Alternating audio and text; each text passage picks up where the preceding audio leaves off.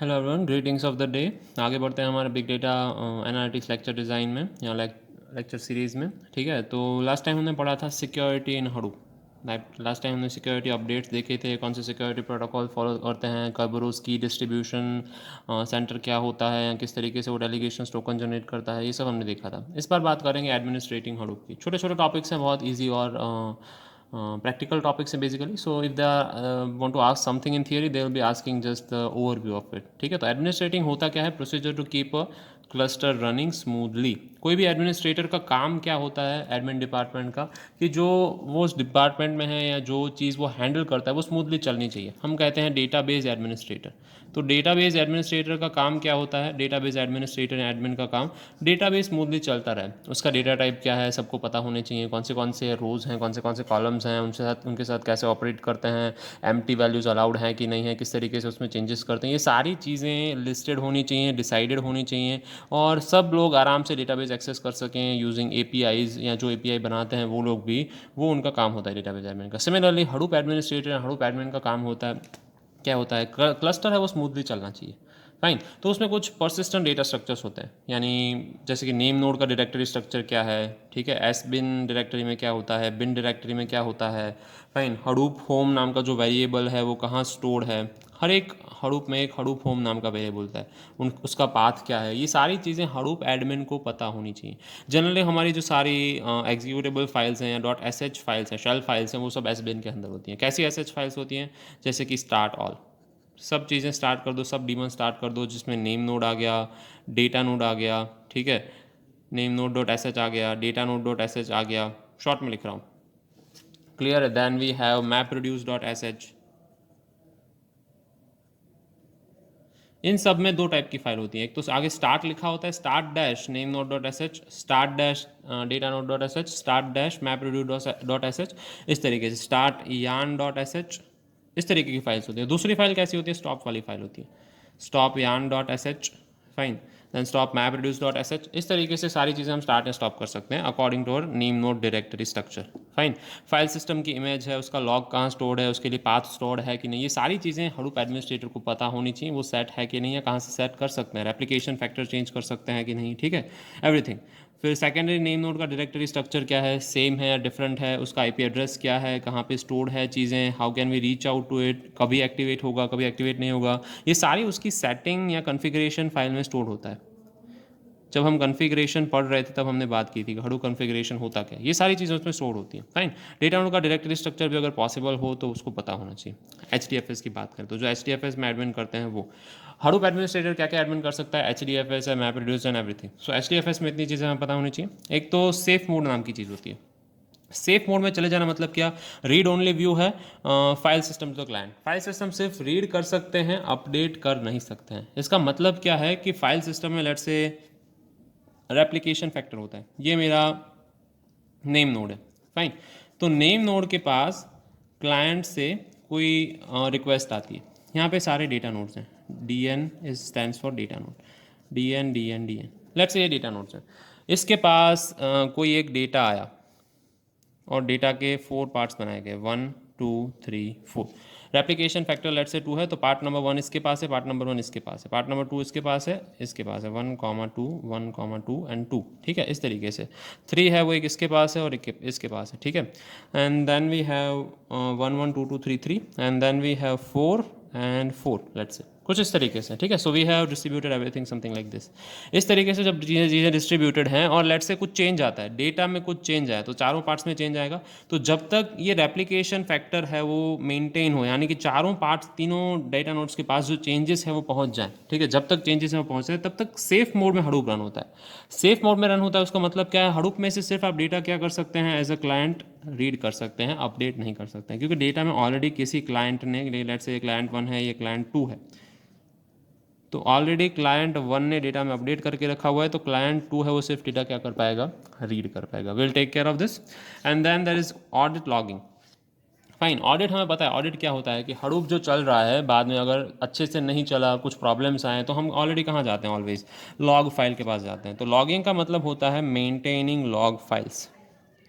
Okay, so we maintain log files for the purpose of logging log for j dot property नाम की file थी, आगे हम बात कर चुके हैं हडूप कॉन्फ़िगरेशन में, जब हडूप कॉन्फ़िगरेशन मैनेज कर रहे थे तो इसमें हम चीज़ें ऑडिट का लॉग मेंटेन करते हैं, कहाँ स्टोर होगी, कितने स्पेस में स्टोर होगी, मैक्सिमम स्पेस क्या है, कब उसको रिसाइकल करते रहना, ये सारी चीज़ें हडूप एडमिनिस्ट्रेटर है वो मैनेज करता है, ठीक है। और कुछ टूल्स भी यूज़ करता है। हडूप एडमिन करना सिर्फ हडूप के आई मीन कैपेसिटी के बाहर है, तो क्या करते हैं, कुछ एक्सटर्नल टूल्स यूज़ करते हैं।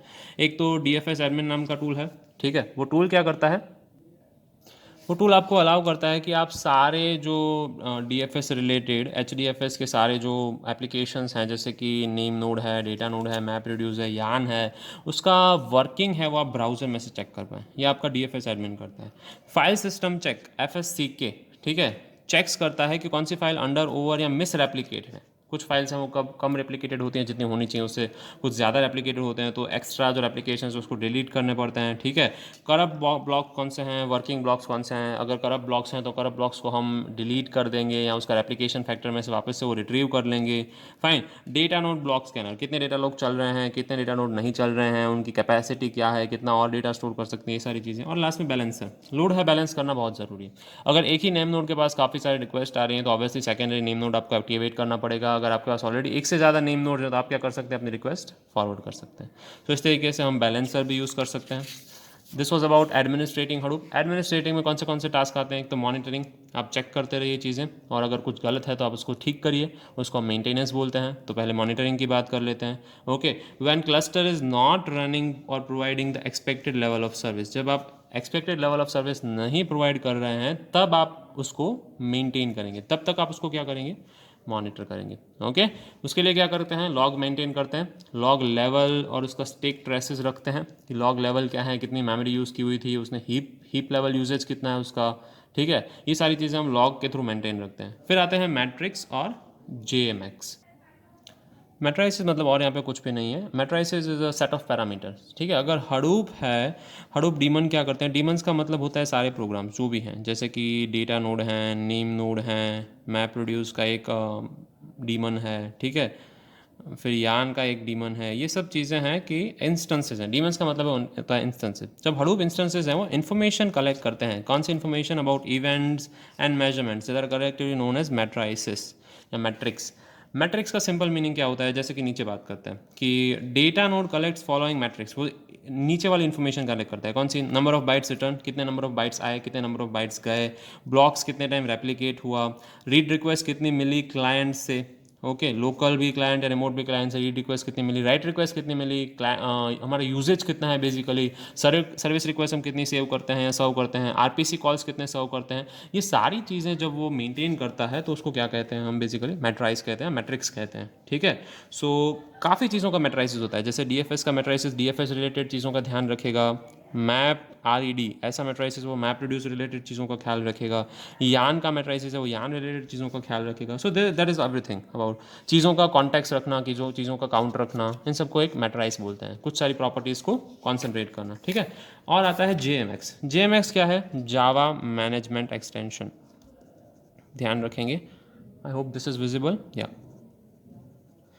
जावा मैनेजमेंट एक्सटेंशन, JMX है। तो JMX क्या करता है भाई, JMX से वो जावा रिलेटेड चीज़ों का ख्याल रखता है, कुछ कुछ जावा रिलेटेड एक्स्ट्रा लाइब्रेरीज इंक्लूड करता है, जैसे कि या टूल्स इंक्लूड करता है, जैसे कि JConsole, ठीक है। तो JConsole क्या है, जावा रिलेटेड मैट्राइस है, एक टूल है जो जावा रिलेटेड एक्टिविटीज़ पे फोकस करता है। उसको कैसे एक्सेस कर सकते हैं, सिंपली आप क्या लिखेंगे, अपने ब्राउज़र में जाके नेम नोड डॉट होस्ट, या नेम नोड का होस्ट है वो name node underscore host colon 570/JMX, ये आपकी भी URL है। आगे आप HTTP लगा सकते हैं, HTTP:// okay, so this is how you can access the JMX part, Java Management Extension. Okay, so this was about monitoring. Same way you have to maintain what, you have to maintain things like how can we rerun the systems that are not working.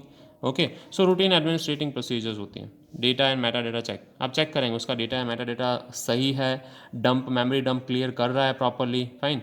File system check करते रहेंगे, कितनी files corrupt हैं उसको delete करते रहेंगे, ताकि जो उसको बार बार एक्सेस करने की ट्राई कर रहे हैं जो क्लाइंट रिक्वेस्ट, वो क्लाइंट रिक्वेस्ट फेल ना हो, ठीक है।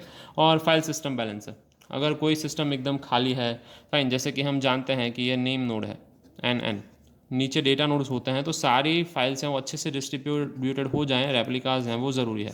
फाइन, जैसे कि कोई एक डेटा है, ये क्लाइंट है, फाइन, क्लाइंट है वो एक डेटा भेज रहा है और डेटा है वो डिवाइडेड है लेट्स से 3 पार्ट में, 1 2 एंड 3। तो उसके दो दो रेप्लिकेशन अगर क्रिएट होते हैं तो टोटल 6 ब्लॉक बनेंगे।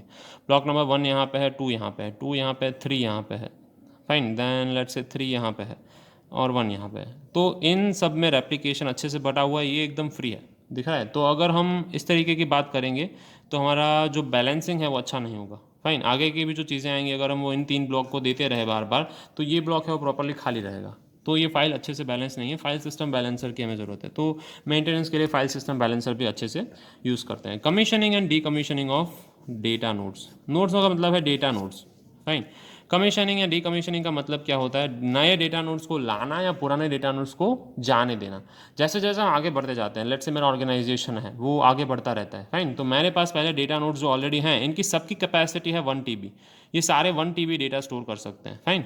तो प्रॉब्लम क्या आएगा, जब मेरा ऑर्गेनाइजेशन की साइज़ बढ़ रही है तो मुझे चाहिए कि एटलीस्ट जो डेटा नोड्स 4 TB कैपेसिटी वाले हैं वही मुझे सर्व करेंगे, क्योंकि 1 TB वाले अगर मुझे 100 डेटा नोड्स चाहिए तब जाके मेरा 100 TB डेटा मिल रहा है मुझे, तो मैं 100 कंप्यूटर्स पे 100 नोड्स पे डिपेंडेंट नहीं रह सकता। कभी वो फेल हो सकते हैं, कभी वो पावर कट हो सकता है, नेटवर्क चला जा सकता है, तो मेरा क्लाइंट एक्सेस है वो कम हो जाएगा, ठीक है। So I can not rely on 100 nodes rather than what I will say कि मैं ऐसे 15 नोड्स को चुनूंगा, ठीक है, जिनके पास स्टोरेज 8 TB है।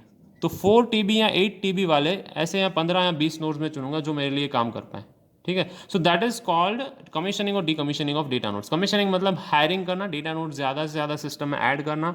डीकमीशनिंग का मतलब है उनको रिलीव करना। मैं डेटा नोड्स को रिलीव भी कर सकता हूँ जैसे जैसे मेरा यूजेज बढ़ता जाता है, जिसकी कनेक्टिविटी अच्छी नहीं है, जो बार बार डिस्कनेक्ट होता जा रहा है, भले उसमें 8 TB रोम है, फाइन, जिसका मेमोरी बहुत अच्छा है, फास्ट प्रोसेसर है, सब अच्छा है, बार बार डिस्कनेक्ट हो जा रहा है, बार बार उसमें पावर कट है, बार बार पावर फेलियर फेस कर रहा है, तो मैं क्या करूँगा, उसको डिकमीशन कर दूंगा, उसको मेरे डेटा नोड की लिस्ट से निकाल दूंगा। और अपग्रेड्स क्या होता है, इंपॉर्टेंट कंसिडरेशन और requires, most important consideration requires careful planning. मतलब अपग्रेड्स जब हम करते हैं, जब जब भी हमें इन चीज़ों को अपग्रेड करना है, हडूप के सिस्टम को अपग्रेड करना है, कुछ भी अपग्रेड करना है, तो कुछ कुछ कंसिडरेशन काफ़ी इंपॉर्टेंट होते हैं। जैसे पाथ है वो सेम है या डिफरेंट है। लेट्स से मैंने कोई पर्टिकुलर जगह पे लॉग फाइल स्टोर की थी, तो लॉग फाइल वाला पाथ है या कंप्यूटर है वो फुल हो चुका है।